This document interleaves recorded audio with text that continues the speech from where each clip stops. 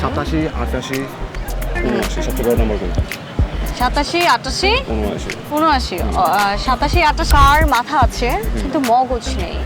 মগজ নেই। হ্যাঁ, মাথা আছে কিন্তু মগজ নেই। আই থিঙ্ক মেয়েদের। సాంప్రదాయిని సుప్పిని কেন? Universal truth. আপনি একটা এক্সাম্পল দেন যে আপনার কাছে কেন মনে হলো যে একটা মেয়ে মানুষের মাথা আছে কিন্তু মগজ নেই। 87, 88, 79 সবচেয়ে বড় নাম্বার কোনটা? 87, 88, 79। 79। 87, 88, 79। আপনি না অনেক ট্রিকি। 87।